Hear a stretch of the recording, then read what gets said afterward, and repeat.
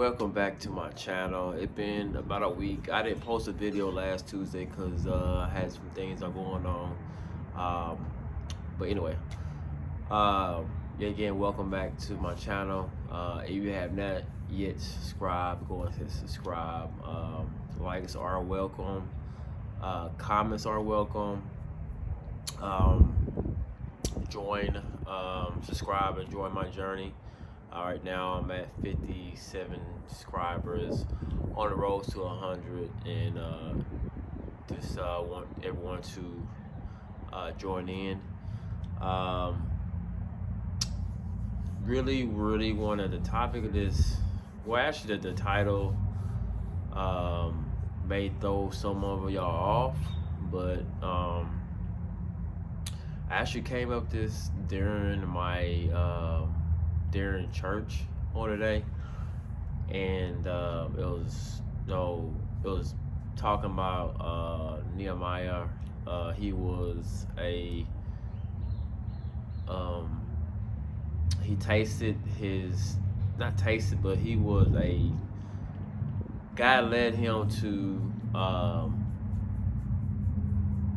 God led Nehemiah to go to Jerusalem and rebuild the wall.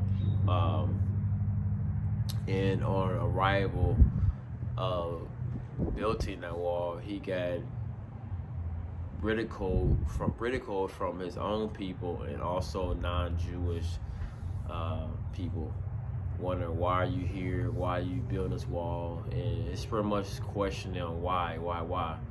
And during that time, Nehemiah had to counsel with God and pray and give it up to him and let God lead him and let God give him strength to just carry on and build this wall. That Nehemiah was pretty much doing what God appointed him to do, to go and rebuild this wall and get it fixed, because it was pretty much a monument. So it's like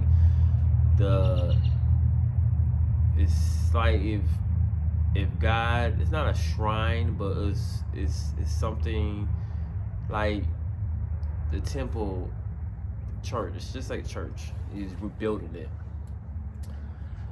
and this pretty much getting ridiculed for doing God's work, and they just question him, and he had to lean on God to get him through this. And reason I brought this up, a lot of 99% of the time people do this. When they're used to being in the world and drinking, partying, and smoking, doing drugs, or not drugs. Weed is not a drug, it's a plant. Let me rephrase that. Smoking marijuana.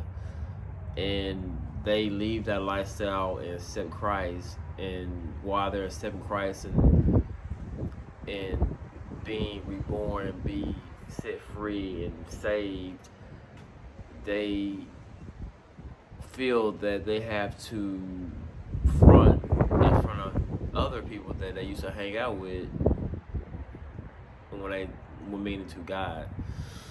And once you accept Christ, you shouldn't have to front and be ashamed of God, because God's not gonna be ashamed of you. And you shouldn't be worried about what someone else think about you because you accept Christ. You accept Christ because you wanted to turn your life away from the troubled times you had, or troubled times you did drugs. You rephrase that. You smoke marijuana. You drink. You had sex. You did things unholy, and you want to turn your life over to God. You shouldn't be ashamed of what somebody think of you. Because think about it, if you gave your life to God, you are gonna get blessed.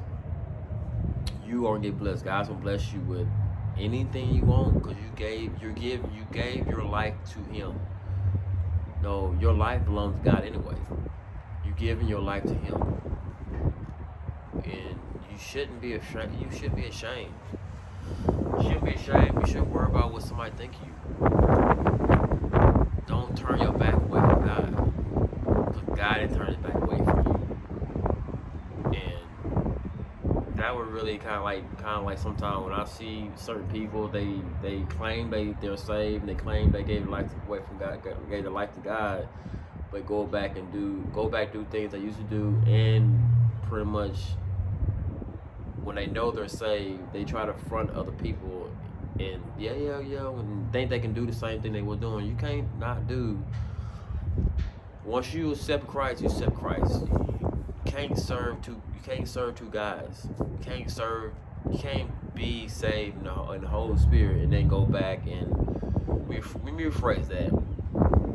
You will, I'm gonna say you can backslide. You can go be saved and you want to go back in the world, you can. But you're not gonna be blessed like that.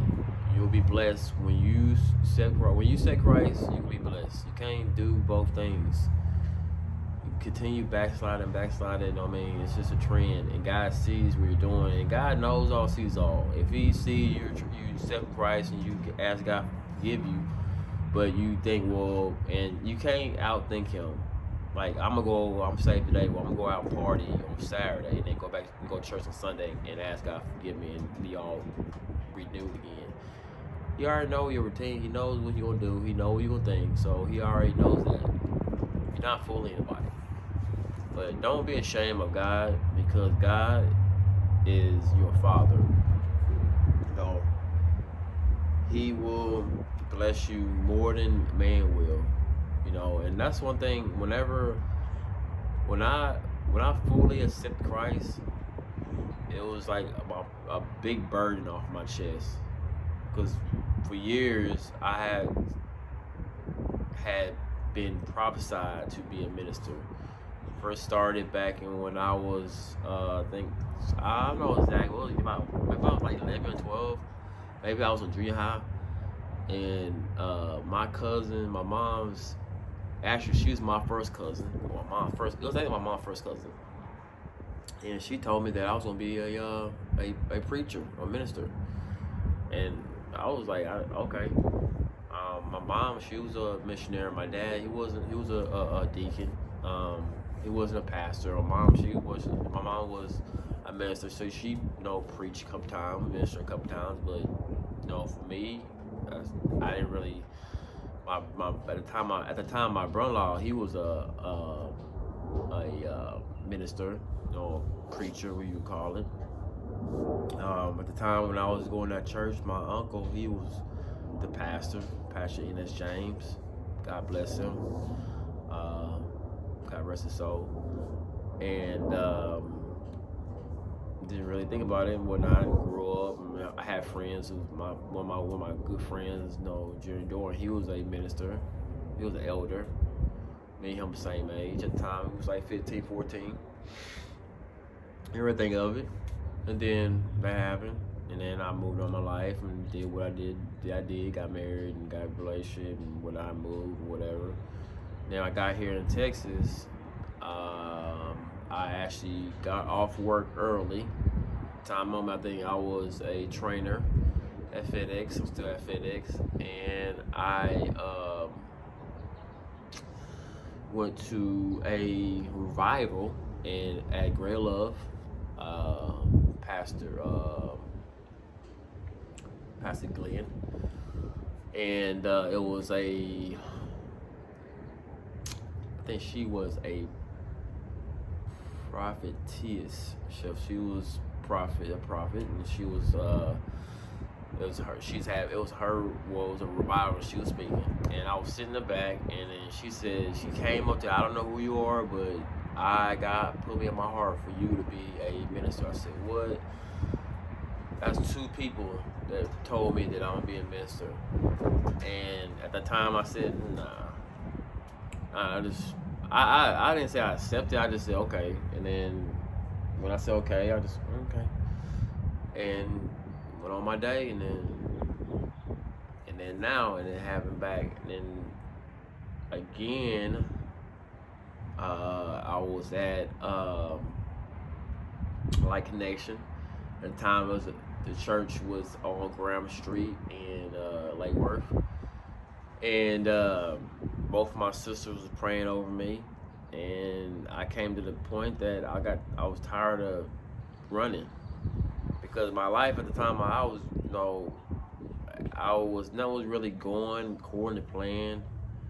You know, I had goods and bad days, but my life was not where it needed to be. So, and spiritually, I wasn't really happy. Wasn't really where I need to be at, and I got tired of waiting. I just got tired of running from God. It's tired. You get to the point you're tired. You run a marathon, and you running and running and running to the point you're literally tired. You're tired of running. You just want to sit down and you just want to accept. Say you lost a race and you're running and running and running from your problems. It's like you run for your problem, run for your problem. You get to the point I'm tired of running from my problem. I'm gonna go ahead and accept it and be done with it. And that's pretty much what I did. I accepted Christ then. I accepted Christ again. And I accepted my calling as being a minister. And boom, here I am now. So I accepted Christ, and I ain't say it was easy. It's not easy being a minister, because I'm tempted to do a lot of things. I'm tempted not tempted to go back and do like what I used to do, but I'll be tempted to go out and I don't really go out, work and go home, go to church and go home. I don't go out and do anything. But I'm literally dedicating my time to work in church and serving God and being a minister and learn my Bible and trying and fighting the battles and being there for my family and being there for my church family and just really being there for my friends and co-workers and just trying to be encouraging to someone out there that needs help. So that's what that would make me create this YouTube channel, so I could encourage someone out there. You may not accept Christ right then and there, but my words will enter